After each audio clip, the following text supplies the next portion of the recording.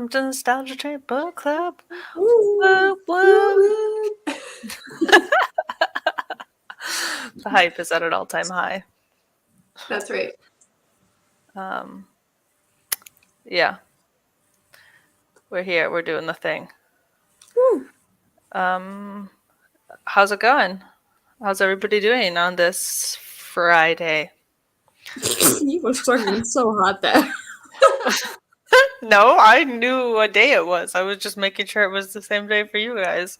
That we're living in the same dimension. Still Friday. Still in this dimension. Well, I'm excited to talk some books that I haven't touched in a decade. So yeah, I'm good. I told you guys already. I'm a little sniffy today. So if I'm sneezing, we can make like a sneeze counter. I have a little hay fever today, so sorry, but I'm very excited to talk about the book. Yeah, I'm excited too. I think, hi Nina. I think this is like our really first foray jumping into the contemporary realm over here. I think we've been avoiding it like the plague. Yep. I feel like every time I've suggested it or put it on one of the polls, people just have not been interested. And I'm not gonna lie, I have not been interested. It's always the fantasy, always the sci-fi options that have been pulling the nostalgia strings, which is a shame because there's a lot of contemporary books out there that were big nostalgia hits. And I read contemporary books back in the day as well, so and I'll still pick some up time to time, but it's not my main genre. Hey Brocco. He just put his face under the blankets, so I was just making sure he's alive, but he's fine. Very cute. Good boy. True. He's so chill. Yeah, I did walk him around the lake for an hour and a half, like 3 hours ago, so. Anyway, this is not the Brock show. This is the John Green show. It is. Oh, you have a very nice copy of the book. This is a copy school required us to get. Oh, you read it in school. Interesting. Yeah, a decade ago, which is still a decade after it came out, so. Oh, very nice. Well, talking about that is the perfect time where we introduce ourselves and say our experience with the book. I suppose I will start because I'm in the driver's seat. Or in the... You don't really drive a train, do you? Because it's on tracks. It also doesn't have a cockpit, but what is it called? The conducting... I think the driver's called, like, just an engineer, no? No. Sure. I should probably know this as I have a whole train-themed book club. I'm glad we're getting into this, like, 2 years into the book club. Great success. Oh yeah, so Looking for Alaska. I'm gonna be honest, like I knew who like the Vlogbrothers were, and like John Green and Hank Green, and I knew like The Fault in Our Stars, Looking for Alaska, and these books. I don't think I knew that those books and John Green, the guy from YouTube, were the same people. Because I feel like even like back in the day, like successful people and YouTube people did not sit together. Like mainstream success and YouTube success did not Venn diagram in that middle circle. Right.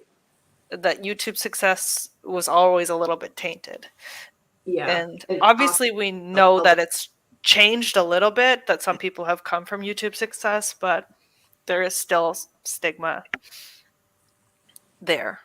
Mm-hmm. So, yeah. So you hadn't read the book before this round? No, and I even was explaining to my partner, like, no, like John Green is like a big deal. Like, you know, like remember when we watched Fault in Our Stars, the movie? We watched that on the plane that one time. And he's like, I'm like, yeah, like John Green and Hank Green. And he's like, wait, Hank Green? Because he like watched Hank Green's videos. And I'm like, he's like, I watch Hank Green's channel. And I'm like, it's the same channel. It's one channel.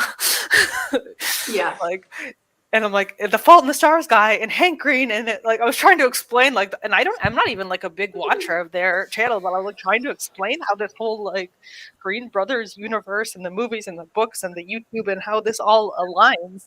Yeah. And like, I'm not even a big fangirl of all this, but like, you kind of understand the phenomenon of YouTube and book publishing and all that. It's a thing. So, anyways, Looking for Alaska, I watched the miniseries when it came out. That's my whole thing. I never read it. I actually never read any of his books back in the day when they Really? were released. Wow. Wow. They were sad books. I don't want to read those. True. They were sad. Makes sense. Yeah. But I watched also Fault in Our Stars, the movie, when it came out. Mhm. I have Because a lot of issues with that. I'm I'm a glad fan we're not of talking about that. Secret Life of the American Teenager or whatever, and that.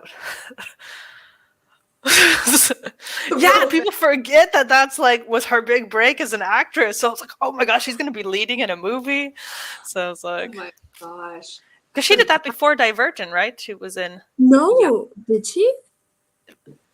I think that The Secret Life was her first. Yeah, so Oh, it's yeah. like, yeah, so it's like, yeah, Shailene, Woodley. Shailene Woods. How did I say her name? Whatever. The whole point is, yeah, it was a big thing back in the nostalgia era of it all. So, and you can now talk about stuff. Me? Hi. Yeah. Our names are so similar. I wasn't sure if she talked about to me, but I'm just gonna go because I'm at the top. I I did read Looking for Alaska in school about 10 years ago. It was mandatory in English class. Mandatory? Yeah. But that was not my first contact point with John Green. I read The Fault in Our Stars, which you can probably tell by how beaten up my copy is. This was my favorite book for like years and years and years while I was in high school. I would like read it and then be done with it and start reading it again. I can still quote multiple pages at a time from this book. And then we read Looking for Alaska in school, and it was really weird because I felt like I didn't want to like it because we were reading it in school while I liked John Green, if that makes sense. I was like, no, school, fuck that, kind of revolting. And it obviously deals with a lot of heavy topics, and so does The Fault in Our Stars. But The Fault in Our Stars deals with physical illness, while Looking for Alaska deals with mental illness, which was significantly more around me. Like, a lot of my friends had issues, and I had issues, and I lost 2 friends to suicide in high school, so that was, like, really close and personal. Yeah. And so I didn't like it as much, just because it felt too personal. Too seen by this book. Yeah. And just, it fit in with that whole era of books, but we can talk about that later. Yeah, that's me. I read the book back in 2010, I think, when I was probably a senior in high school or like the summer before my senior year. So I read it a long time ago, and this is my first reread since then. But I loved this book when I first read it. And so I was really curious to see like if my love for it would still hold up. And yeah, I just really connected to the second half of the book, where Miles is like pondering the how and why of everything. And it's so like funny to admit now, like so many years later, but I was going through my cringe teenage years where I had been ghosted by somebody. Somebody had just disappeared from my life, like completely 100% there one day, gone the next. And so all of Miles's like ruminations over like, why did you just leave? I don't have any answers. Like, obviously that's not totally comparable to losing a friend to suicide, but I loved this book and felt very seen by this book at the time. So I was also a huge Vlogbrothers fan. I started watching them in 2008. So I've been there a long time. I read Paper Towns before I knew that John Green was that John Green. But I think by the time I read Looking for Alaska, I think I had connected the dots and had watched videos of John talking about this book. So I think that's probably how I heard about it. And yeah. Yeah, it's okay. It's cool that you guys have nostalgia to it because I didn't have nostalgia to the book. But because of Green Week, I was also reading the Anthropocene Reviewed.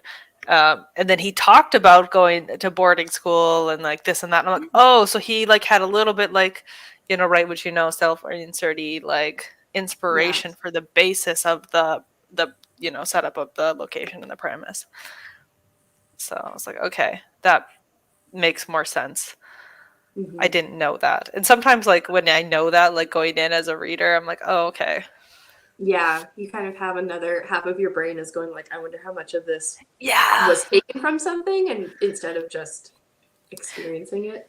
But also knowing that it was his debut, it like, oh, kind of like it's a debut, so it's like, okay, well, you're allowed to do that in your debut. Yeah, it's kind of like your debut is where you get stuff off your chest. Yeah. So that's allowed. Nina says, I remember sobbing in my hammock while reading Looking for Alaska. I should probably put up a spoiler banner. Where do I have one of those? Oh yeah, have we talked about the big thing? We did talk about death, suicide. So Yeah. I mean, there is some sensitive topics in this book. Yeah.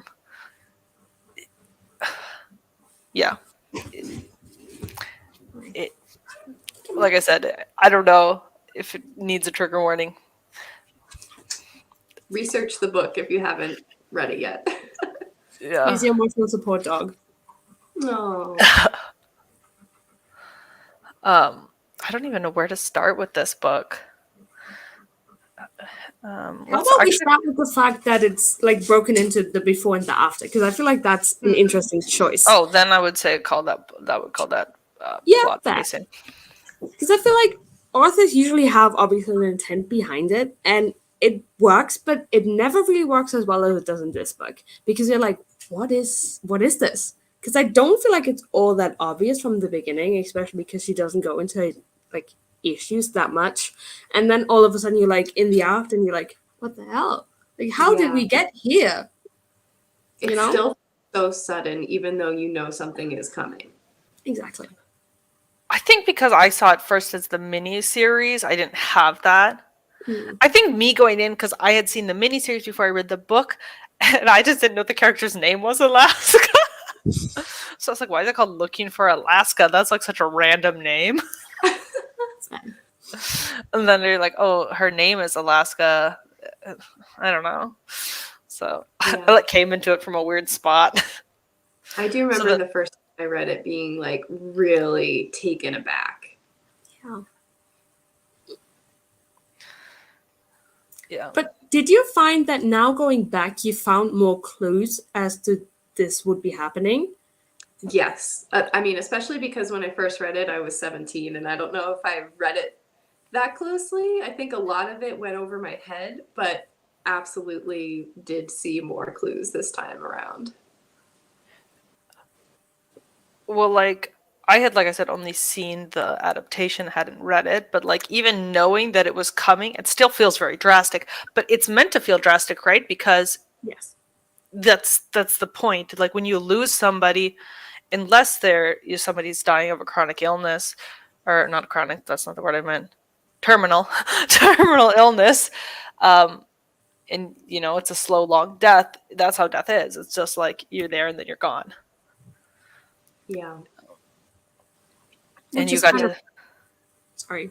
I was gonna say you got to see him like kind of wrestle with some of those stages of grief of kind of like the disbelief and wrestling with this like she's not really gone, and I like that they let him sit with it for a while, like you could kind of also feel that moment of him like going back and being like, oh, she's not here, but sometimes I'm glad she's not here, and I couldn't imagine that her being here, or and then you as the reader had to be kind of like, oh, well, this is like, ooh, a different feeling. Ooh, it hits. Yeah. I was really glad this time around that there is so much book after Alaska's death, and that it doesn't happen at like the 85% mark, and then we have like a little bit of denouement and then it's over. Like I'm glad that there was so much of that like wrestling. Yeah.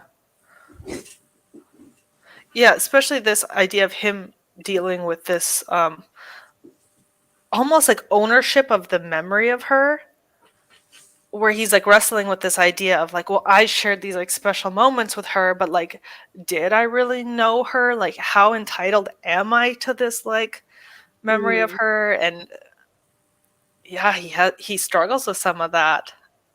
And like, if I did know her so well, like, would I know this? Or like I feel like I deserve information, but maybe I am just like everybody else. yeah, yeah. Those were some interesting ideas. And he had some guilt. He clearly had guilt. Which that's very natural. I feel like when somebody dies, especially of suicide, everybody blames themselves. Like that was the experience of my whole friend group. None of us were at fault, but all of us felt guilty. And I feel like that's such a big part of, you know, suicide, because you feel like you could have done something when really you can't. Like if somebody's made up their mind, you can try and stop them 7 times and they're gonna try an 8th time. Like Yeah. It was just it's just interesting to see the complicated stuff play out.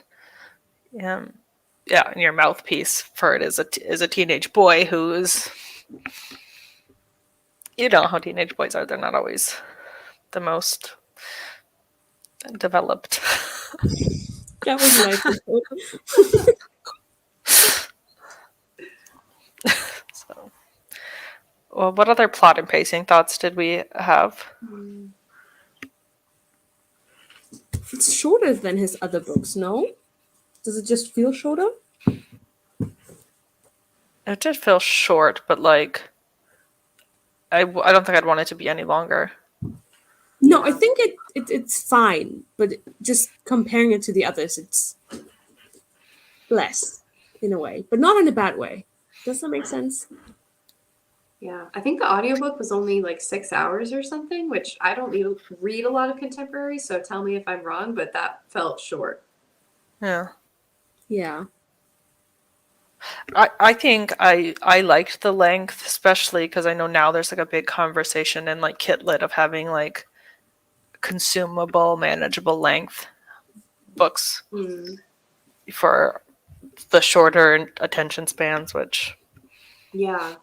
I don't feel like anything was missing. Like I don't know if he was to add a subplot or like expand on a subplot. I don't know what it would be. Like I didn't really feel like there was anything lacking. his characters all felt very well rounded, and that's usually my big complaint when I think things need more page count is like, oh, I don't feel like I knew these characters, but I he gave each character their own moments that they each had their own unique essence. So Yeah, agreed. I'm really curious to hear and like how this was taught in class, and like what the lesson plan was. If you remember anything about how your teacher approached it. I don't think I remember all that much, but we definitely had it broken up where like you have to read a specific amount of pages every week, and then we would talk about those pages. And I think we did put a lot of emphasis on the question, did she, didn't she? Because I feel like that's also what they do in the after part. But we didn't really guess what the after was going to be. Like we were just up until that point reading and reading and reading, and we're like, just okay, this is a book, it's going. And I mean, it was English class in year 10 maybe. So, to be fair, most of my classmates' English was not all that good. I don't think a lot of people actually read the book. I don't think, at least not in English. Like, there were some people who would read it in German, obviously. Yeah. And then try to work, but most people didn't really care. There were a bunch of us, like, a couple of us trying and a bunch not really trying.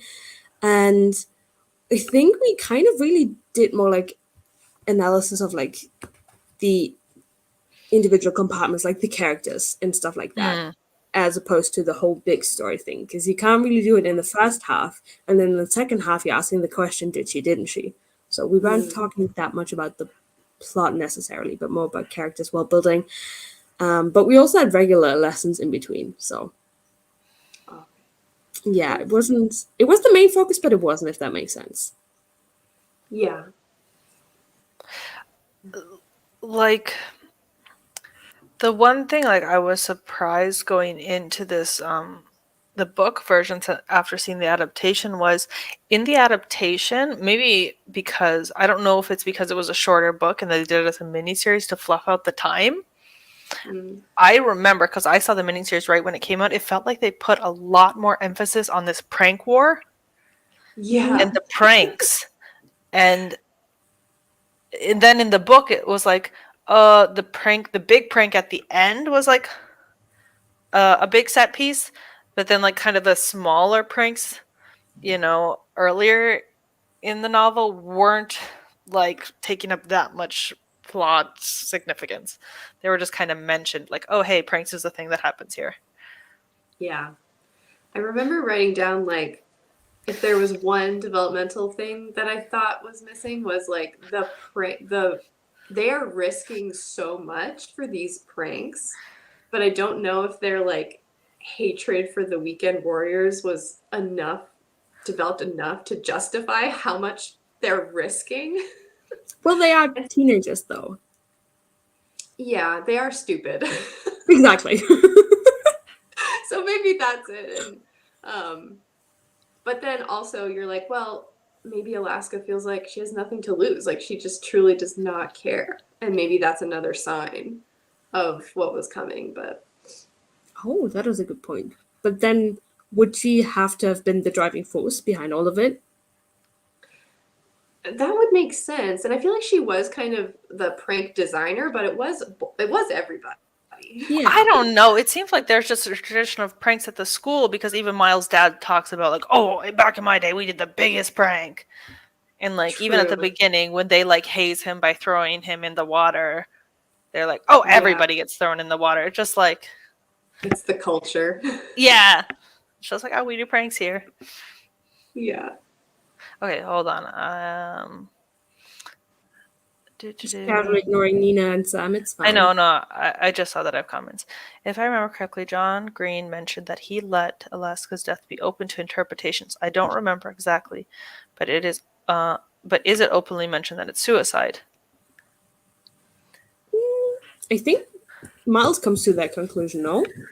I think that's the answer that Miles decides is most likely, or the answer that he like decides to be satisfied with based on his evidence collecting.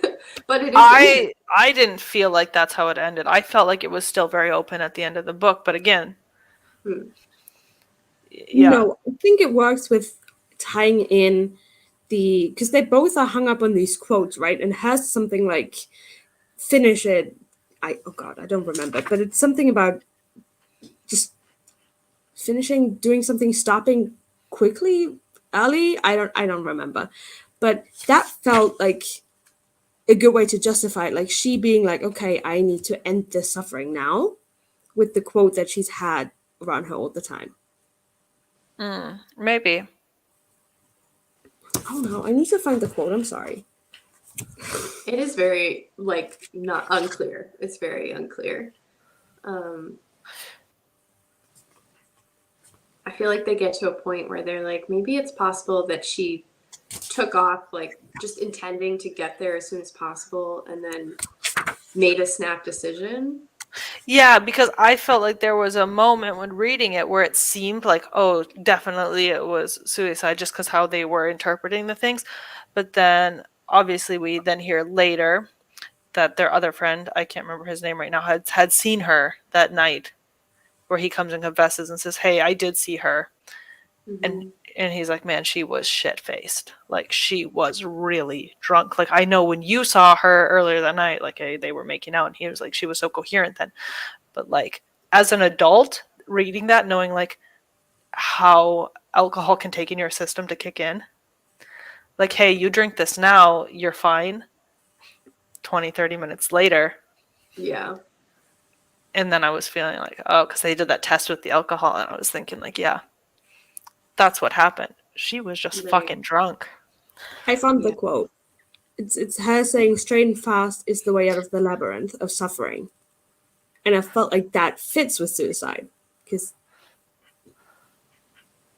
but maybe that's just me.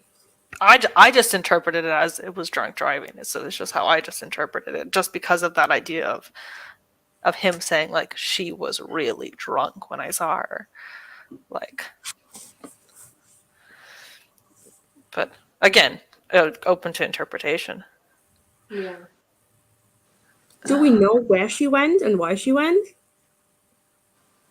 I think they come up with like a pretty good theory based on the pieces that she, while she was on the phone with Jake, like suddenly remembered that her mom's death anniversary was the day before, and she freaks out because she forgot it, and she feels like she failed a person that she loved again. She feels so guilty, so she like ran back to her room to get flowers that she had and takes off to go to her gravesite, I think. Hmm. To put So- flowers on it. She wasn't just drunk; she was also very emotional and like unstable, maybe. Yeah. Yeah. And then yeah, I don't know. I don't know. I feel like John Green, he's clearly a talented writer. I just felt very grounded also in this feeling of being able to sort of set the scene.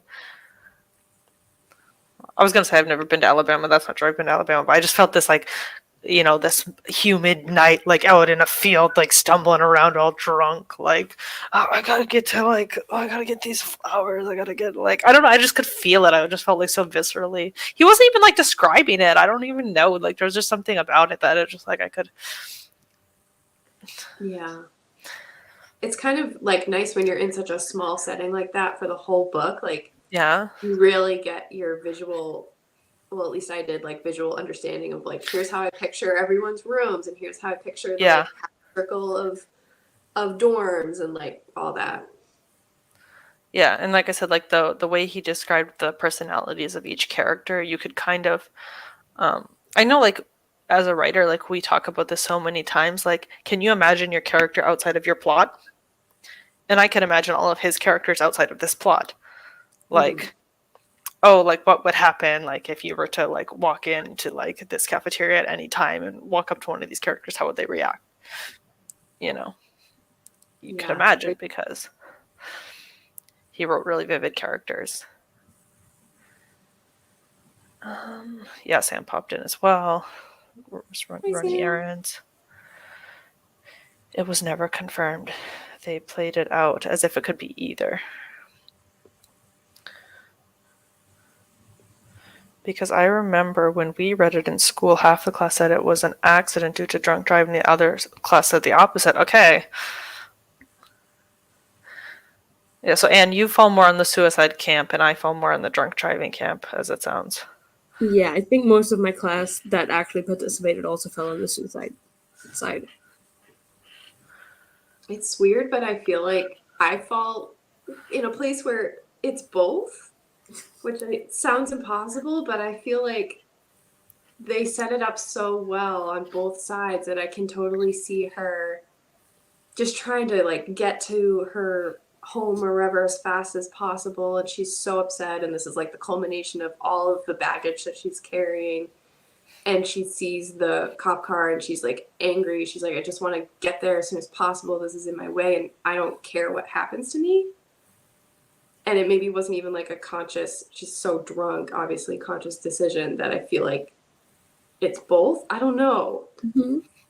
No, Yeah, but that's the thing. Like when you're drunk, you're clearly not thinking right. So like, Right. when you're drunk, you're like, oh, of course this is a great idea to call my ex or to do this or to do that. So you're drunk, it's like straight and fast through the labyrinth or whatever, Yeah. I'm She's such like, a shit daughter, such a shit human. Like this is it. Like I don't know. Yeah. It could be both. Sad. maybe this is how we should judge people. We should let them read the book and decide what side they're on. And then we exclusively talk to the people on our side. Yeah, the pranks. Yeah, I thought the pranks were going to be more of the thing is like maybe this is like a little bit like Violet lore drop. One of my like very, very early like whip ideas was about like two schools with a rivalry in a prank war. And then like when I had seen this miniseries, I was like, oh, this is like the whole John Green novel. He wrote this book already. I didn't know like anything what was coming later in the book. I think like, you should still write it. Yeah. Oh no, I tore that novel apart and like I cannibalized some parts of it. That's okay. I wrote like a total, without meaning to, but when I look back, I don't know how I missed it, but I wrote a total John Green ripoff book when I was in high school. Very much like Looking for Alaska coded. I mean, one might say Looking for Alaska is stolen from the perks of being a wallflower from the setup, but Oh, which one? When was that one published? 1997 or something like that. Oh, This- I didn't even know that. A group of friends, this nerdy guy comes in, doesn't have friends, falls in love with a girl, the girl sets him up with another girl in the group. Oh There's shoot, tension, that mental was a health banner that issues. I thought about doing was, well, I could just pose the question, is Alaska kind of like a manic pixie dream girl? Yeah. Because I feel like the term wasn't really, was the term used then? And it does she fall into the category? Because she's definitely like not like other girls, but like, Yeah, I think it's because of John Green that that term has become so mainstream. Like, it's almost because of his books that that was not coined, but widespread. because she's Um, beautiful. We explain that she's beautiful and she's damaged. She's damaged. And Yeah. she, Like she's, capital M manic. yeah, and she very, oh, she's intelligent. You know, she's intellectual Mm. and she loves sex. She's a bad girl. She loves smoking. She knows she Yeah. buries her Strawberry Fields booze. Like, I know there's like one part in the book where she briefly tries to get across to Miles, like, you do not know me for real. And I wish maybe that had been more. And he probably does this more in is Paper Towns the one where he really tries to like address Manic Pixie Dream Girl, where his narrator just really misimagines someone and she's like, you don't know me at all. But I feel like Alaska did that a little bit in this book. I wish she had done it maybe a little more. yeah. I wasn't quite sure because I don't know, to me a manic pixie dream girl is maybe a little more quirky, is maybe having more like eccentric hobbies or like something eccentric to them, and where Alaska's maybe just or maybe because she, I couldn't think of what her like eccentricity would be.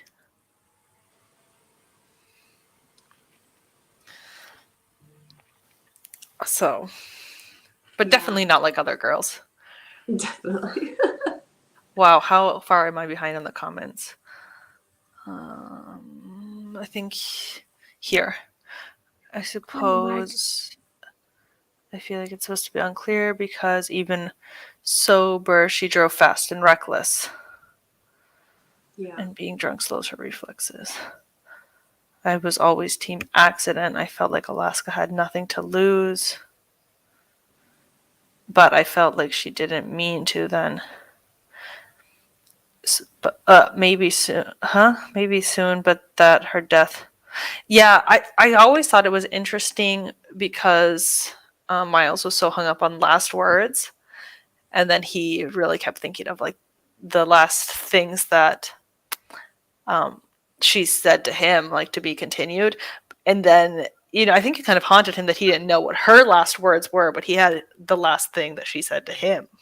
Yeah. But that she could never know what he could never know what her real last words were. Because she clearly had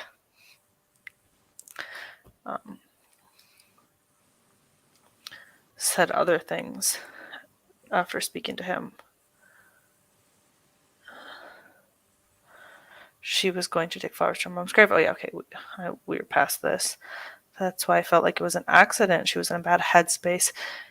It was so important for her to bring the flowers. Yep. Should have done that first. Might misremember the timeline.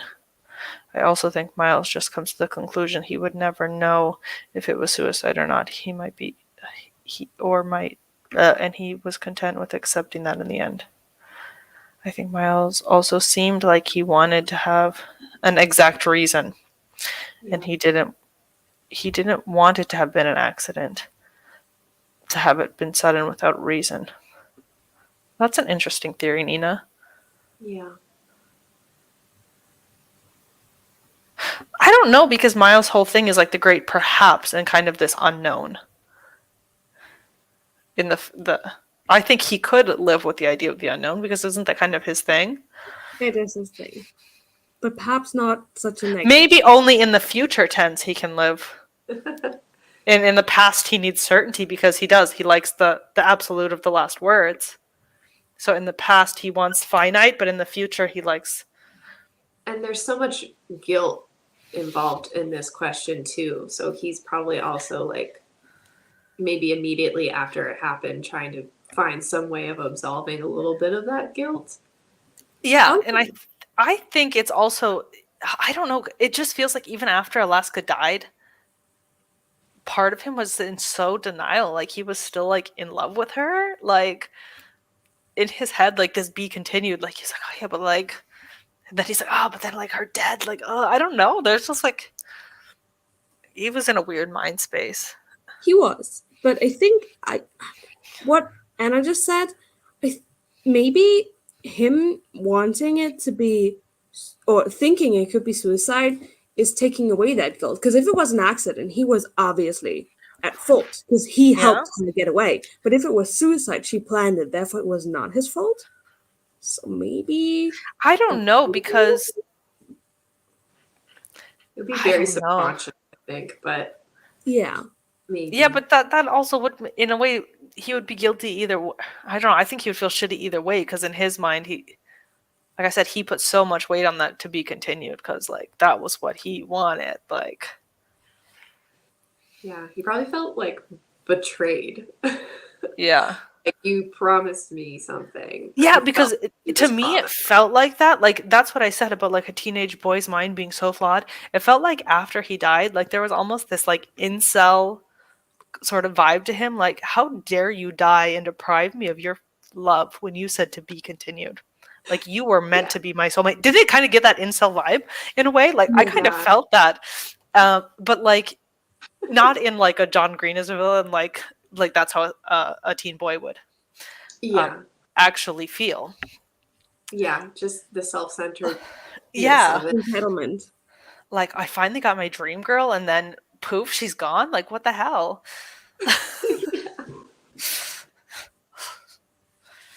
I think she's a version of it, and where she does the characteristics of Manic Pixie Dream Girl, but she does not have to serve the male characters in a positive way. I get what you're saying. That's definitely what drove him to keep investigating, but in the end, he accepted that he just wouldn't get one. Yeah. Not gonna lie, I didn't like Alaska. I liked her, actually.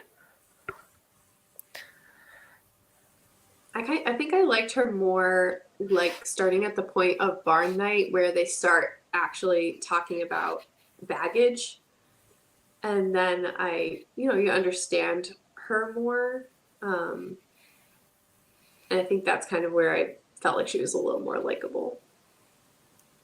She felt like the friend I would have wanted to have in high school. Like if I'd seen her, I would have decided I needed to be her friend. Yeah, I think I liked her from the beginning, even like when Miles shows up at her place, because he didn't want to go back to his place, and she's like, "Get out of here." She was like, "Get out of here." I was like, "Yeah, she's solid." Even though like we knew the full context, and like, oh man, like we're obviously like, invested. Oh man, she should have helped him. That was like, but she didn't know that. She just thought like, oh, this dude showing up here, get the fuck out of here. I'm not helping you. I always appreciated her bluntness. Yeah. And I also kind of love how he just like caves to the peer pressure of smoking like immediately. That is so realistic, though. Oh yeah, I did have a banner for That that, was didn't I? actually a question. I was reading the FAQ about this book that John Green has on his website last night, and one of them was like, Miles caves to peer pressure and starts smoking like immediately as soon as he gets to Culver Creek. Is he a weak-minded character?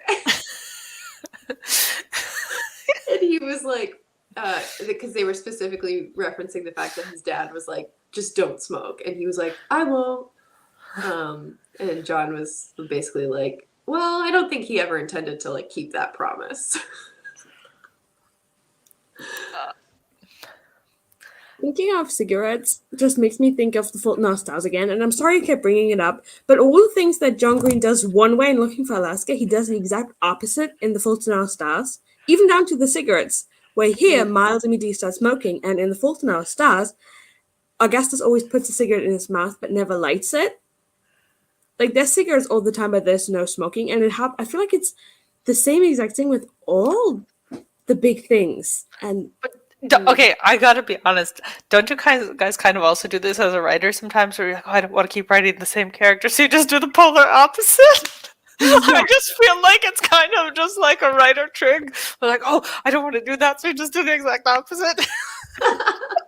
I feel like it's a little on the nose. Like, you could just not It is, but put cigarettes in the middle of your book. Like, they don't have to be a metaphor. nuance is hard, Anne. How can I tell readers that this person is cool? I'll give them a cigarette. I mean, that is what we thought when we were 15, 16, 17, no? It's true. It's totally true. Yeah. Oh, where did I leave off? Was it here?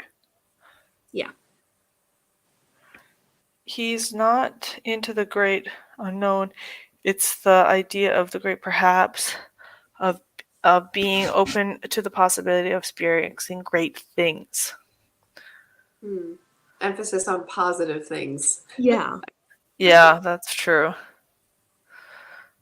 Yeah, John Green definitely gets a little bit profound. I actually thought it was going to be a little bit more like navel gazy, like, but it was like the right amount of like.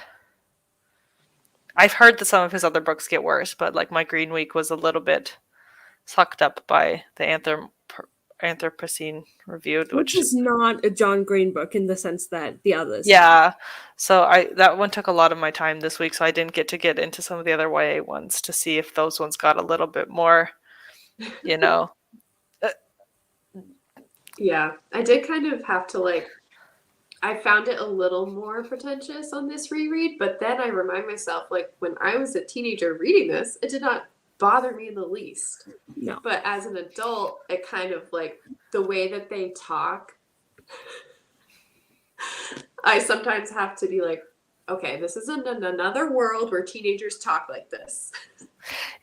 But he also did keep reminding us that, like, hey, this is like a pretty like elite school and stuff. Like, these kids are smart kids who had to get in there. It's true, yeah. I think that's why it works, is because of the setting, and everyone here is just really intelligent and likes to learn, and I think it works. But some of the like lines that the Colonel has, I was like, oh my god. Yeah, there. You could argue. Oh, also hi, Kit. You could argue that he likes the idea of the unknown in the future because he didn't like the finite answer he got in the past with Alaska. Yeah, for sure. I feel like I'm 5 years behind in the comments, but maybe not. Initially, he was against investigating because if it was suicide, he would hate her doing it. But if it was an accident, then he was guilty for not stopping her. Yeah. To be fair, they didn't know what she was doing. She was real secretive because at first she just went and did that phone call, right? So it's like they know what the fuck she was up to, and she held herself so privately. And there was definitely that line where it's like, I'm doing my shit, don't fuck with me. This is my space now. You have no right to come in. Do you see yourself in Alaska a lot? No. Maybe.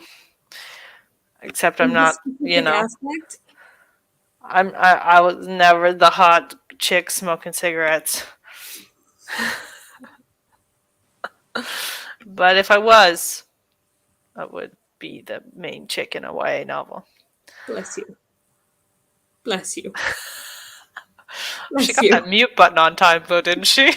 Yeah. Whoa. 3. Is that higher than John Green's kill count, all in all?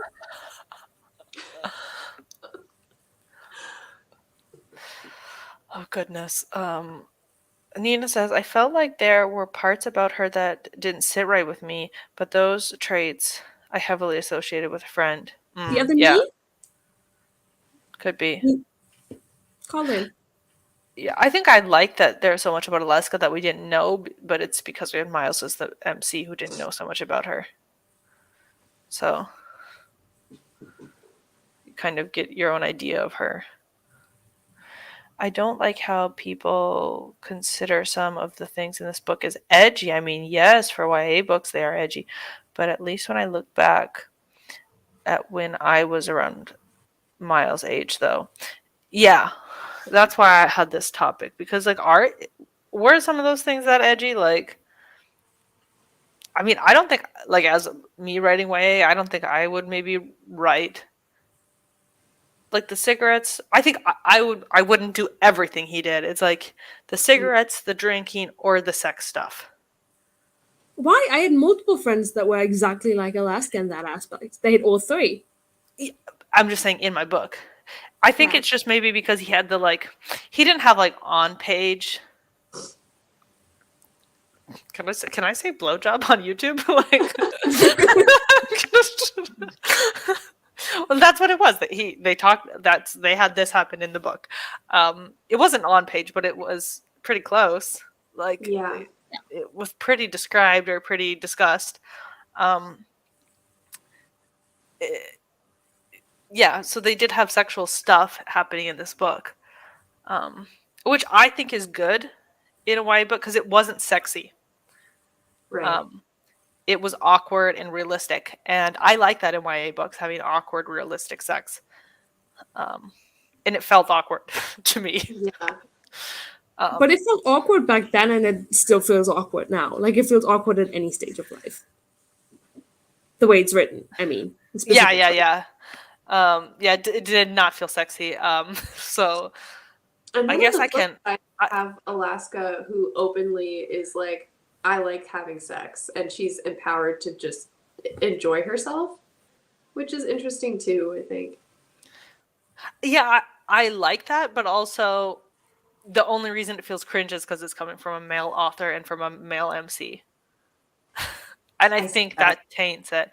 I think it was, if it was coming from like a female MC and a female writer, it could be empowering. Yeah, that's a little bit where I think she fell into Manic Pixie Dream Girl a little bit. Yeah. Is like, there was Jake, there was Miles. Takumi at the end was like, I also wanted her. Yeah! Like, it's a little bit Bella Swan, unfortunately. Yeah. That's where I was a little kind of also getting that comparison in my head a little bit too. And I was like, oh. Yeah, like, you think you're the only one who loved her. I'm like, oh. Yeah. Yeah, and he did. He felt like he kind of owned her because of that kiss. And it's like, damn it. Right. And it would have been in a way better, like, for the narrative if Alaska would have just friend zoned him hard. No, it wouldn't, because the narrative obviously needed him to have that. But it would have been funny. Yeah. I don't know. I think I like that it was edgy because of the genre, which I do have a banner, but I mean, do we need it? It is kind of just the evergreen. Also very true. Yeah. Yeah, if I was at a school like that, the setup, how it was, the boarding school style, and the class dynamics. And you're in the middle of nowhere, Alabama, and cell phones aren't a thing. Like, what are you gonna get up to? Yeah, I think it felt really realistic. The way they wrote about teen life. Mm-hmm. Um, in a contemporary setting. But also like universally. Like I feel like experience that you guys had in America is probably very different from my experience in Europe, but it still felt close enough to my experience that I didn't feel like it was too far away. Yeah, I mean, I think the only like big difference is like age restrictions of legalities. Oh yeah, no, we can't get drunk at 16 here. Like that's Yeah, fine. yeah, but therefore, Alaska could legally be driving at how old is she? 17 in the book. Oh yeah, no, you can't be driving with 17. Yeah, so I think that's then the only like legality difference is like it's illegal for them to be drinking and smoking, but it's legal for them to be driving. So that's like the only big, I think, difference. Yeah, but yeah, it is, I guess, edgy, but it did feel realistic. But yeah, for the genre, it's okay. But when I think about how I write my YA books today, I don't write them that edgy, but I also don't write contemporary. And I feel like contemporary books have to be edgy.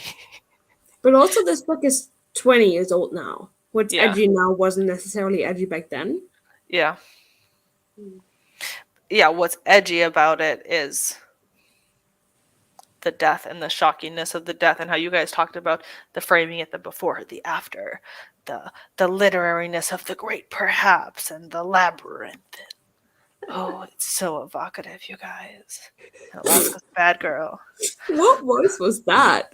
That's my like the biggest novel out right now by YouTube sensation John Green. Wow. Get the Target hardback edition or whatever. Yeah. I don't know. There is an extended edition of this that has deleted scenes and stuff, and I tried to find like a PDF of it online because I'm so curious what's in there.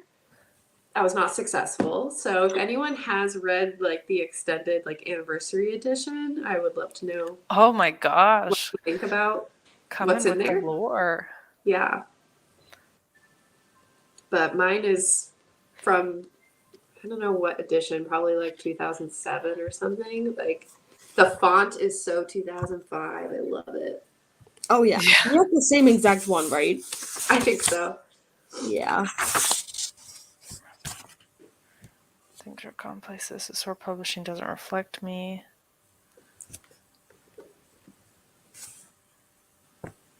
When you think about it, when this book came out, that was kind of the style at the time for YA books, anyways. Yeah. Yeah. Admittedly related to Alaska a bit, which is usually I never relate to any characters who aren't older sisters.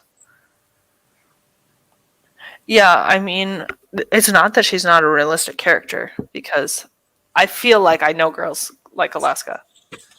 We all yeah. do. Like, I know a lot of girls in my high school who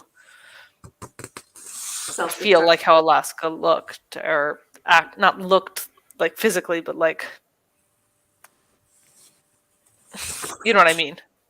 Yeah. The Vibes. stereotype, the vibe, Persona. yeah. The damaged cool girl. Or what's the word? Yeah, the cool girl. That's the guy's girl. Yeah. I don't think the book is edgy. Just think it was largely a bunch of nerds playing bad boys. Yeah. Yeah, it did kind of feel like that. I will say upon reread this in Paper Towns, yeah, okay. Yeah. Haven't read Paper Towns. Maybe Same. I'll watch the movie. I guess we could talk about YA contemporary as a whole at the time. Oh yes. I got my books. I got my references. Oh So- yeah. Right here. I mean, I feel like there was a big hit with like mental health books to begin with at the time. These are my 3 favorites. The Perks of Being a Wallflower, It's Kind of a Funny Story, and 13 Reasons Why. And I feel like they all Like they were kind of a group of books. Like if you read one of them, you read all of them, kind of a thing. Yeah. What are the pub dates on those in comparison? This is a decade older. This one, hold on, is 2006, and 13 Reasons Why is 2010. So this is a little bit older. Okay, okay. But also, I feel like John Green is the only one with lasting success as an author. Correct me if I'm wrong, but I've not read any other books by any of these authors. To be fair, I think that Ficini actually did also kill himself. Oh. I think he died, the author. I think it was suicide, but I'm not sure. So Yeah. makes sense. But 13 Reasons Why and Perks of Being a Wallflower also have adaptations. I know. They do, but have you had anything of the authors since? No, but I just know they had successful adaptations. They did. And as I said, I think this one is the most similar to Looking for Alaska from the whole setting up. And I don't know if that's a mistake or if that was on purpose, but yeah. If you just summarize the first part of it, it's basically the same book. I think you're totally right. I think I read It's Kind of a Funny Story and 13 Reasons Why, like within the same year that I read Looking for Alaska. Right? Yeah. The one-hit wonder.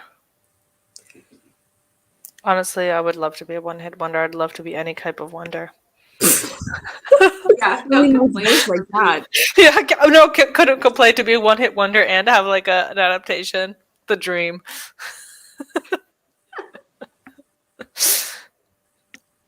Yeah. They It's funny, can't I all don't be Brandon remember- Sandoz. Well, he has no adaptation, so fuck him.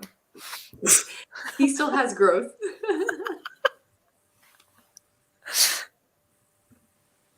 I feel like while we were reading all of these things, the mental health discussion was a different one, though, than it is now. Oh, it's so different was- now. It was so much Yeah. more stigmatized back then still. Like, we discussed this in school specifically to talk about those types of topics, but you still couldn't talk about those types of topics. Because then mental health, especially society, it was considered like dark and edgy and like, ugh. And now Yeah. it's like so like transparent. It's not edgy at all. It's like so sanitized and Yeah. I specifically remember like in high school, like students just disappearing because they, were not well and they needed to, go on recovery or go to different schools or different programs or, be in hospital, and you just would never hear anything about them or hear from them, or it was like they just disappeared. And I think that's why like It's Kind of a Funny Story is probably one reason why it was so popular, is it actually showed you like, here's what happens if you have to leave your life to address mental health situations. So yeah, it was not talked about. I don't Yeah. remember anybody talking about it at all. But also, it was mostly when mental health was discussed in books or anywhere, it was almost always like depression, suicide, and self harm. Like, there was nothing else that you could possibly have that was wrong in your brain. Like, it was those three things. And that's that. Like, nobody had ADHD or OCD. Or No, anything like the thing that. is, I knew like people talk about like being like depressed, but I never heard people like talk about like having depression Mhm. or self-harm and suicide. But like yeah, like you said, like the stigma and like other things, like it was more about like the shock value versus like long-term like symptoms and solutions. Yeah, it was almost like too serious and scary of a Yeah. thing to talk about. Yeah, like the gossip of it, Felt very extreme. like the scandal, the edge. Yeah. Yeah. But then also the whole media around it, like Tumblr 2020, 2012, maybe. Like, I feel like that was a dark place. And that's exactly the same vibes that this book and all the other books give. Like posting pictures of your like Ugh. wrist with scars or like Mm. stuff like that. Like, it was everywhere, I feel like. It was not talked about in your real life, but on the internet, it was everywhere. Yeah, it was really like just a different world. A very different world. Wait, kid's saying something. I mean, I will so say- was Sam and Nina, but I Go got on. through all their comments, didn't I? Oh no, Yeah. I missed this one. I'm pretty sure he did commit suicide because. Oh yeah. Yeah. Okay. And I did greatly dislike 13 Reasons Why the show. I didn't like the show either. It started out good, and then as this, or did they get 2 seasons? I have no idea. It got bad once I figured out what was going on. Kid says, I will say YA Contemporary was very mental health based, and then it kind of edged away from that more into romance contemporary, and then into rom-com focus, and now for YA Contemporary, yeah. Yeah, I don't even know what's going on in YA Contemporary, like, the space, Yeah. like, I don't pay that much attention to it. No. Because I feel like for a while though, I feel like YA issues books were really big, and then they got pushed off again. Like a la The Hate You Give, that was a Right. moment, Yeah. and then everybody wanted issue books for a while to try to copy that success. But haven't thrillers or like mysteries been a big thing too? With like Good Girl's Guide to Murder and what are the other ones called? The Inheritance Games.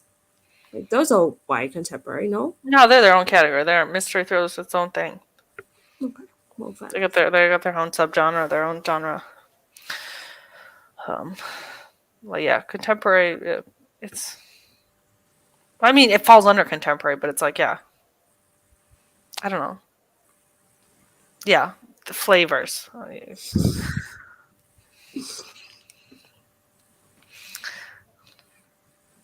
I feel like a lot of characters in contemporary at the time were said to have depression just so there was representation, even when the characters did not seem to actually have it. Maybe.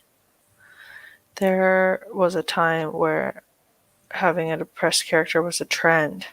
Maybe. Like I said, I didn't feel like I read any of those books because I found them boring. And not no, because like there's like a reason people read fantasy and sci-fi. It's to escape from your shitty ass life. So why would I want to read about somebody's shitty ass life?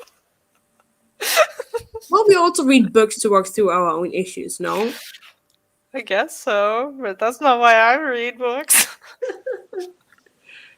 I'd rather read a book about like somebody getting like turned into a vampire as an allegory for something than the actual meaning. I mean, not if it ends like Cirque the Freak. I'm sorry, I read 11 and a half books only for that ending. I'm still salty about that. I know, me too. I'm also salty, but let's not talk about it ever again. I mean, it really depends on what you define. Yeah, that's true. That's a good point. I don't have anything else to say about this. What other banners have I got? I've got The symbols one? I was gonna do prose and writing style, but I feel like we kind of talked about this a little bit. I mean, this is not the most lyrically beautiful thing you've ever read in your whole entire life, but it gets the point across and it feels realistic. So It's very voicey, which I like. Yeah, like I said, I feel like the characters had their distinct personalities, and it definitely got a little bit pretentious, which I expected, but not as bad as I thought it could be. But it was his debut, so I'm wondering if some of his later YA books are worse. only one way to find out. That's right. Well, my library holds never came in time, so we'll be getting to Turtles All the Way Down. That one is the OCD one, right? Oh, I'm so excited for it. Okay, let's then do pop. Wait, hold on. Nina has a comment. I mean, true, but wouldn't it be more fun to work through? No. Nina, your own issues on a quest. Oh yeah. Okay, I'm back with you, Nina. Sorry, I criticized too soon. On a quest to find the big bad and retrieve an artifact to save the magical world. Okay, Nina, I'm with you.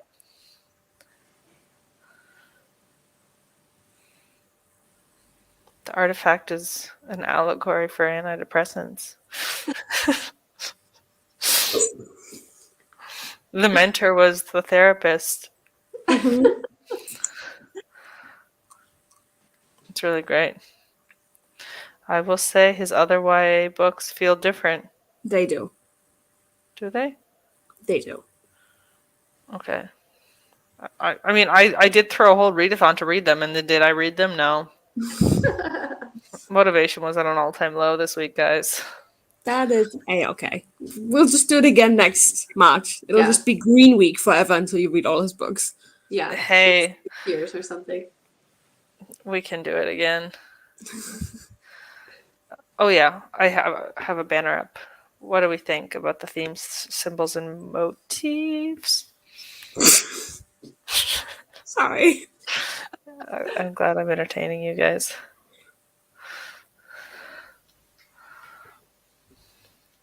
I And I had thought this was your category. I wrote down loyalty as like one theme.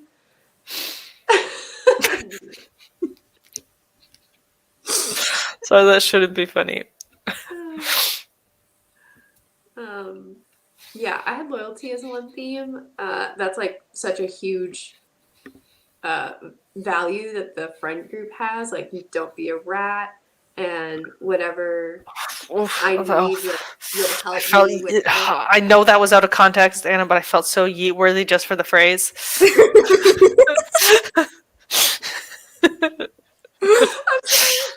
Non-directed. You can, yeah, non-directed. Oh no, but just to audio clip it, don't be a rat, don't be a rat, don't be a rat. And I think maybe Miles feels a little bit, that's part of his like betrayal at the end. It's like he feels wronged by Alaska leaving him. Oh, that's a good point. What do you think though about then like the image of that where we kind of find out quite early in the thing that Alaska was the betrayer Yeah. to her roommate. And I think that's why it eats her up so much, because she betrayed one of her own values. She can't forgive herself for it.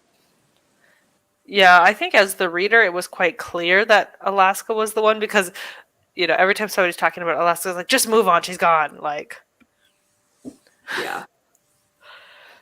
it was like, ooh. Very hypocritical. Yeah, and like as an adult, you always know when somebody does that, like, oh, that's the guilty person. Yeah.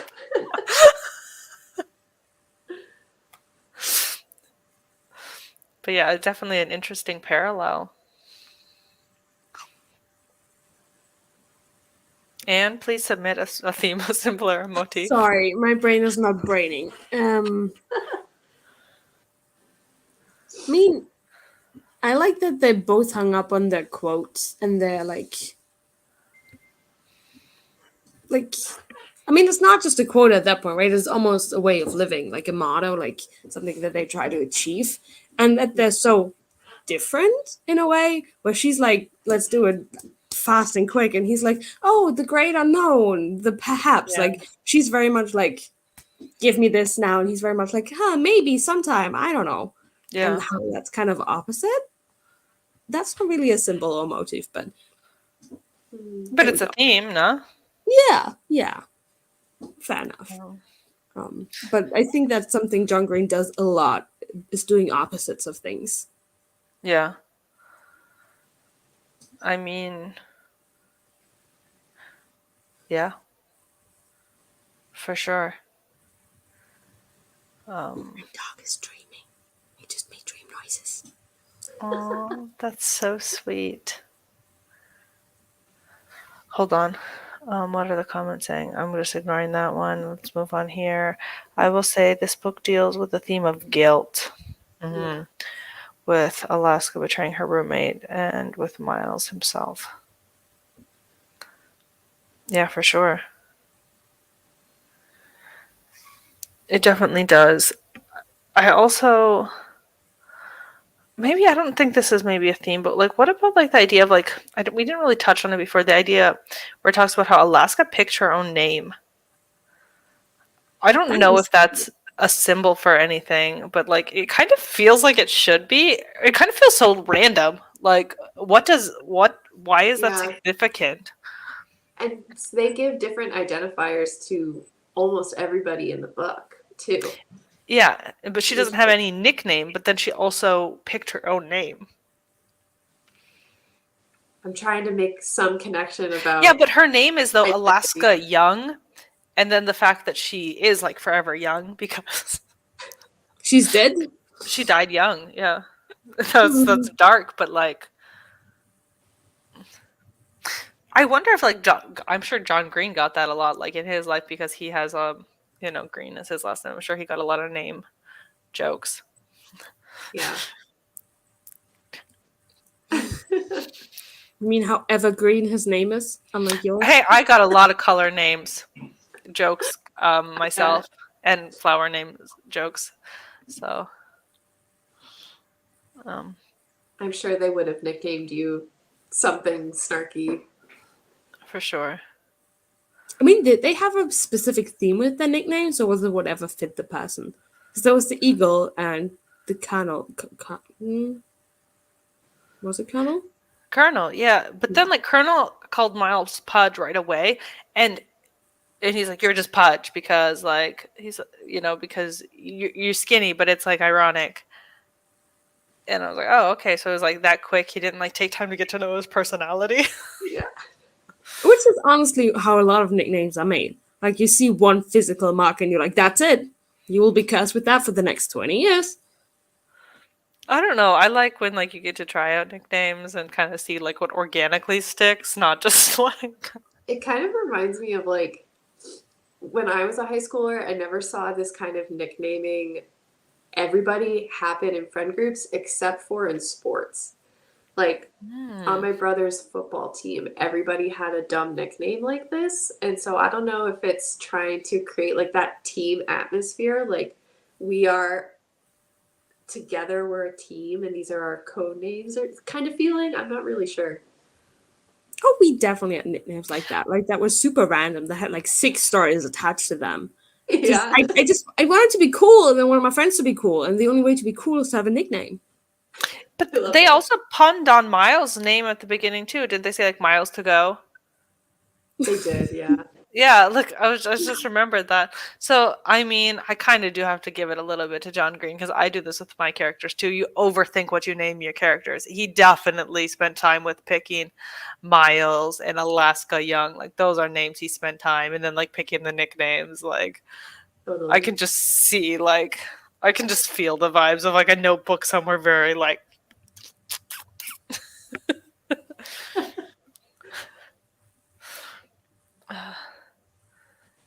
I mean, her picking her own name seemed a bit of foreshadowing that she would end up on her own. Ooh, that her family would not be there. Yeah, in a way it kind of does, doesn't it? Make her own life. That she Wow. belonged to herself. Yeah, bravo, Nina. Nice observation. She's not connected to her relations. Yeah. Yeah. And didn't Miles say that at the funeral as well when her dad was there? She's like, he doesn't like, she doesn't belong to him or something. Like that's not her family or something. I don't remember exactly. I feel like he had some sort of observation, kind of feeling like, or Does maybe this it wasn't that. also end on the funeral scene? No. Because The Fault in Our Stars ends. I mean, there's the letter, but there's the last scene. No, it ends after they have the assignment from the teacher about the Right. I can find the thing, and they're and Miles is like going over this discussion of like the great or the labyrinth, the great perhaps, all that shit. I don't know why, but the nickname thing, not sure if it was intentional. Oh, felt a bit Lord of the Flies. Oh, kid, that's fire. I have not read Lord of the Flies. I'm sorry. Oh shit, we should read that for book club. I did my duty. I read a book with you this year. I've never Coming seen Miles so hyped. Oh, it's a short book. It's tiny. There's like boys on an island just going totally savage. I don't know. The Conch. It's one classic that I've actually read. Michael Cullen. Oops, that's not the button I meant to click. Really love the line "Miles to Go." Yeah. Speaking of like the prose, there were a few like jokes in here that are kind of like punny and textual that I was like, it still hits. Yeah, that's my humor, so I like that. So I love a good pun. Yeah, the Miles to Go, that got me. Especially when it comes back later, because Colonel walked those miles in the cold before he. Oh. Yeah, I loved Colonel and Alaska's friendship. Me too. And I loved Colonel's relationship with his mom. Like, damn. Colonel was probably my favorite character in the book. Mine too. I don't know. He was just. I feel like Miles is so girl crazy over Alaska, but like Colonel is the lifeline of the book. Like he's the. Yeah. I was really touched in the second half to see like their relationship, and yeah, they're like Miles is being very self-centered, but they show a lot of like emotional intelligence towards each other of like, I know you're saying that because you're upset and things are hard right now, so I just forgive you and we move on. And like giving a lot of grace to each other when they're upset and struggling. Yeah, for sure. And I think it again goes back to like Miles feeling like in a way like he had this entitlement to Alaska because he like was like had this crush on her and he had that kiss with her.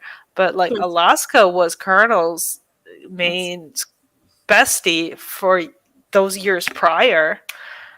And like Miles had just come into her life. Like you can't hold a candle to like a friendship that Colonel had with Alaska. So it's like, Which just plays more into his entitlement. yeah, and I mean, in this book, of course, Miles is the main character, but in the actual bigger story, he's not. Sorry, Miles, you're not the main character of your own story. Get out of here. Since we're talking about side characters, what about Laura? Does anybody have opinions, feelings, thoughts? Oh, she deserved better. Oh my gosh, I loved her. Yeah. She deserved way better. Yeah, I love that part where Miles has like that light bulb moment of like, oh, she's also been having a hard time because she lost a friend and her boyfriend just started ignoring her at the drop of a hat. Like, I've only been dealing with one of those things and she's been dealing with two. Yeah. And you're like, yeah, Miles. I know. And I like that Miles got called out for that too, kind of like. Yeah.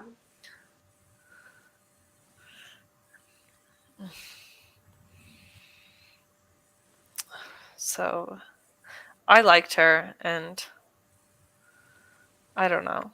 Do you think they would have had like a serious future? No, right? Because he was so into Alaska, like he would have dropped her. I don't know. I even thought like when Miles in Alaska, when they were gonna kiss, I was like, I mean, I'm so like against cheating, so like I was like, you guys are so stupid. Yeah. Like you young, but they're young, they're teenagers, so it's like teenagers who do dumb shit, but it's like you guys are so dumb. You're actively hurting people right now. Yeah. And the Colonel kind of says that in the moment too. Yeah. Like, you guys are gonna bring so much drama on us for being stupid and you just don't care. And they're like, no. Yeah. Where did I? Which is very teenage of them. Yeah, totally. Yeah. She could because it's a boy's name. It would be definitely a different story if it was called Looking for Chad. I don't think it would have sold as well. Yeah, Colonel. So he's a fan fave.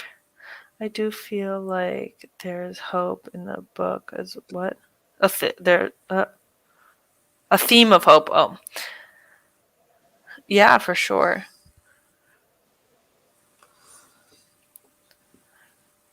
Yeah, it's like I said, it's a shorter book, but it definitely packs a lot of conversation into it because the characters are so layered. There's a lot of discussion, like we talked about Alaska. There's no clear call of what happened, and having Miles as the POV character versus some of the other characters having more compelling storylines related to Alaska and Carnal. Oh, reminding you of your bestie. I hope you're both still alive. That was dark. Yeah. Alaska is the main character. Yeah. It's not caught looking for Miles. It's not. It's really not. The book kind of feels. Why is my reading comprehension always in the gutter? This book does kind of feel based on vibes like Lord of the Flies with the Little Dead Poet Society, now that I think about it. I bought Dead Poet Society, but I haven't read it. And I've not read Lord of the Flies, so this means nothing to me. But if you want to elaborate. It's very sad. Okay. Yeah, you know what? Now that you kind of comped those together, Kit, I can totally see it. The idea of like, because Lord of the Flies is about like kids on an island, like left to their own devices to rule and see how power dynamics works. So you do kind of have the idea of like a microcosm state because they are pretty rural at the school. And also, aren't they there over holidays when nobody else is?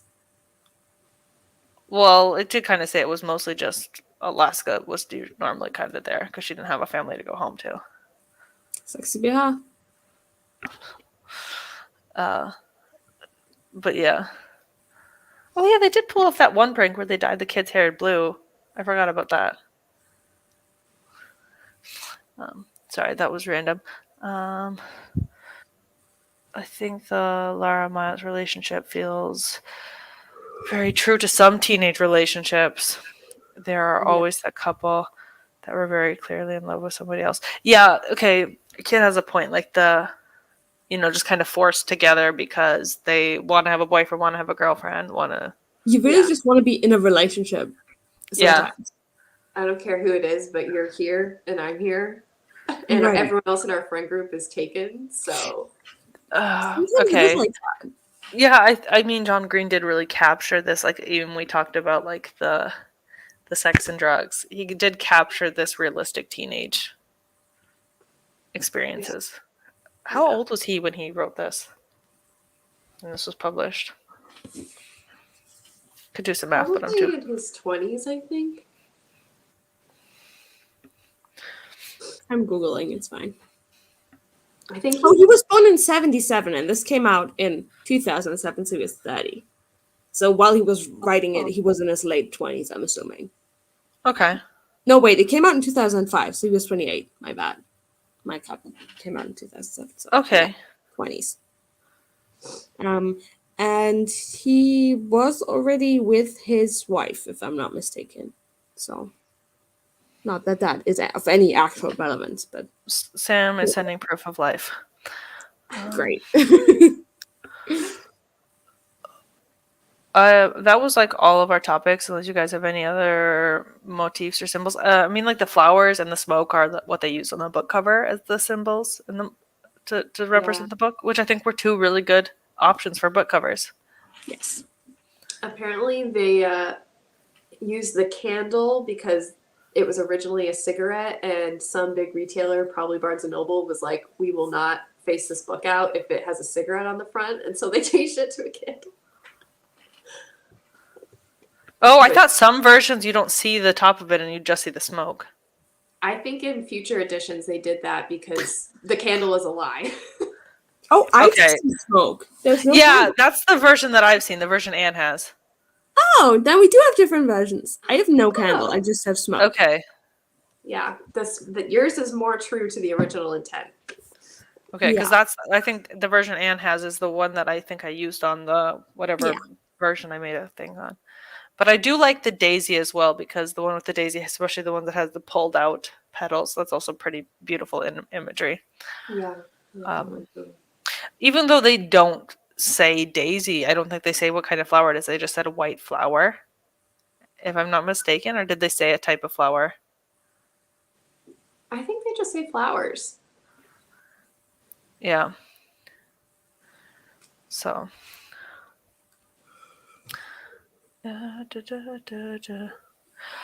We do not have a pick, because April is a Camp Nana month, so we're not reading anything. But I do have a link in the description that hopefully works to the poll for the next round of voting brackets. It does Very work. So, but those ones that I have don't correlate to any months. So I have 3 different voting polls, but they're not assigned to any specific month. So last time I was like, this poll belongs to this month. This time it's like I just have the different polls. They're not assigned to like, this belongs to May, this belongs to June, this belongs to August. Interesting collection of books. Yeah. I had to do a little bit finagling. I like the candle because it. I always saw it representing Alaska's life being snuffed out before her time. Yeah, of course, that's great imagery.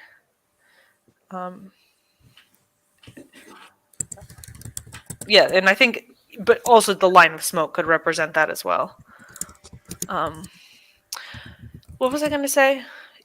It was regarding Kit, your comment. Oh, I was thinking about Alaska. What do you think she would have been like if she hadn't died? Like, you know, like, or like even Miles, like these characters. What do you think like they would go on to be like? It depends on so much. Like, Yeah. if Alaska had gotten to a point where she could share more with her friends and stop being so like kind of too private about what she was struggling with. I also feel like this kind of humbled him in a way, where it feels like he's never hit no, and this was kind of a no in a way, because now he doesn't get to have a future with Alaska, and this is his first real confrontation with that, and him having to deal with it, and I feel like that obviously changes him, and probably for the better. Like, I think he would have not been as good of a human as he now turns out to be. Yeah, but I also think this experience would have changed him either way, because we got a blink of his life before where he didn't really have any friends at his old school, and going to this boarding school, like getting like a tight friend group for the first time would have been an experience for him either way. Right. But I feel like he probably wouldn't have been as close with Connell, because he would have focused his attention on Alaska, and they wouldn't have had the bonding that they did after her death. That's true. Yeah. I would like to think that Miles and Alaska would have had that like first experience of deeply knowing somebody else, because I feel like they don't truly know each other at this They point. don't. No. Very superficial love. And maybe they would have gone on to actually really know themselves on like a soul level. And Do you think though that it was love, or do you think that Alaska was just fucking with him? She was fucking with him. Yeah. That's the thing, is like, I think in his mind he's like, if she would have lived, we would have like been in love. And I think that to be continued was like, I was just fucking with you, dude. Like, Yeah. But I think maybe she could have grown to actually care and to actually. yeah, I think it would have been like, oh, like we would have like, maybe hooked up once or twice, like in the rest of their high school, but it could have maybe been like one of those things like 5 years after high school. Yeah, maybe.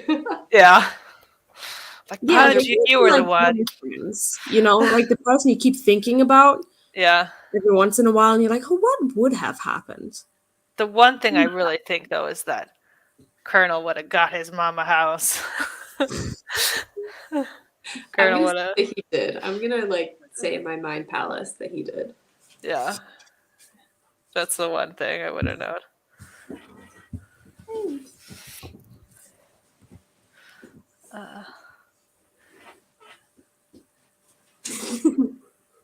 Yeah, that's true. It does look more like candle smoke. I like your thinking. Wait. Yes. Oh, the link works. I think Miles would graduate and go to live a normal suburban life. I don't think he and Alaska would have been together forever. He loved the idea of Alaska. Yeah, that's true.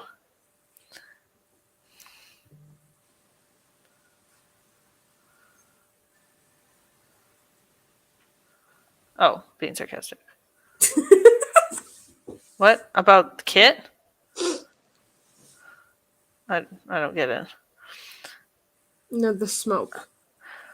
Oh, okay, I get it. Oh, Do you?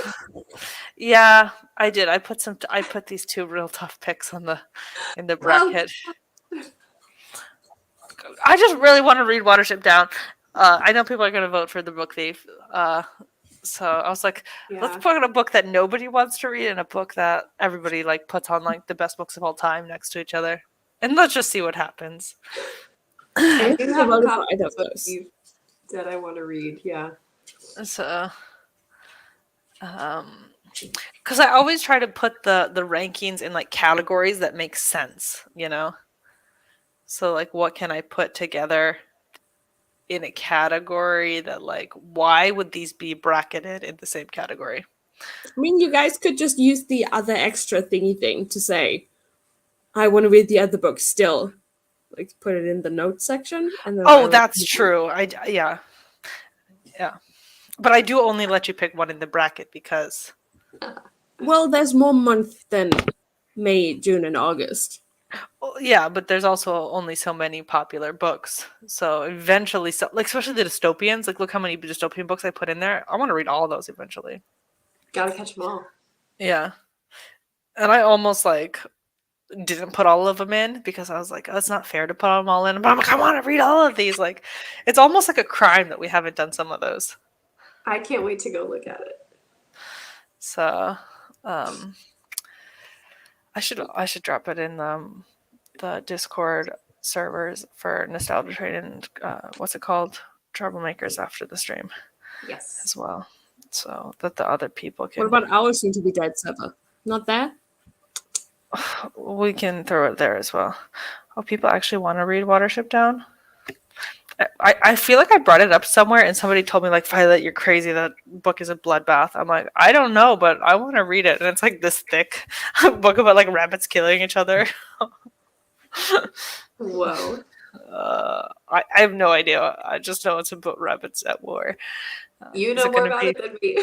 Is it going to be Warrior Cats Part 2? I have no idea, but All I know is that my mom, she's an elementary school teacher, and she runs like Battle of the Books at her school, and she always reads The Book Thief with her. That's what it's called, right? The Book Thief? yeah. Yeah. She always reads that with her kids, and her kids like love it. It's like Yeah? that first soul crushing, I love this freaking book experience for them. And it's so, she just recommends it so highly. Yeah, it's always on people's like best books of all time favorite books.